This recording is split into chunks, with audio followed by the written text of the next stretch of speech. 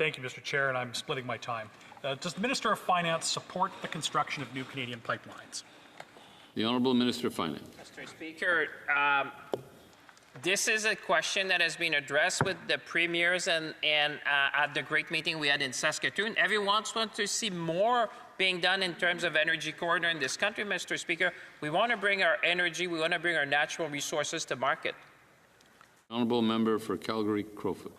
So, does the Minister support new Canadian pipelines? The Honourable Minister. Clear that we need to bring our natural resources to market. That includes different things, and we're going to be supporting them, and that's why we had a great meeting. I wish he would have been in Saskatoon. Maybe next time we should think of having him with us, because he would have seen how Canadian premiers... The Honourable Member for Calgary-Crowfoot. It's a really simple question. Does the Minister of Finance support new Canadian pipelines in principle, yes or no? Honourable Minister. We support in principle all form of transportation that can bring our natural resources to market, including pipelines, including energy corridor, transmission lines. We've been very clear with that, but not only that, the premiers have come together to say, Mr. Speaker, we want to do more to support our natural resources getting to market. You should be rejoicing that, and the premiers... The Honourable Member for Calgary-Crowfoot. Well, I had to ask the question 3 times, I think, before I got an answer. I will take that as a yes, that this minister has now said that he supports the construction of new Canadian pipelines. So he says. How about the Trade Minister? Honourable Minister of Trade, International Mr. Trade. Speaker, I think the Prime Minister has ambition. We have a strong mandate from Canadians to build Canada strong, and part of building Canada strong is these major projects to get our resources to market.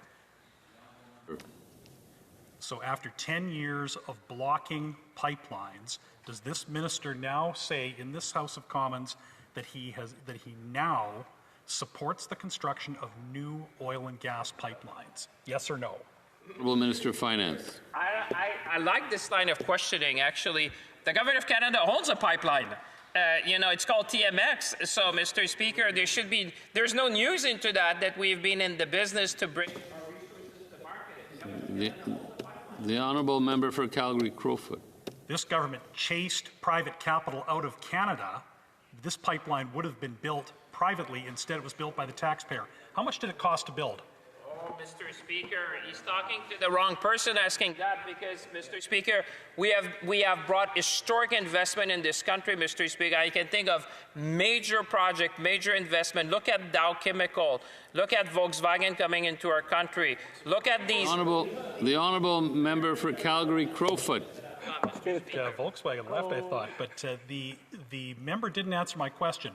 What is the cost to the Canadian taxpayer for the construction of the TMX, which would have been built with private money had they not chased the private builder out of Canada?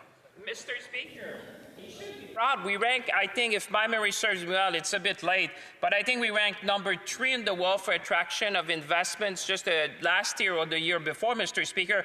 Canada is the place to invest, and investors know that. We don't need to argue in that in the House. Investors... The Honourable Member for Calgary-Crowfoot. Minister, once again, the minister did not answer the question. The Prime Minister has said that there will only be pipelines built if there is a national consensus.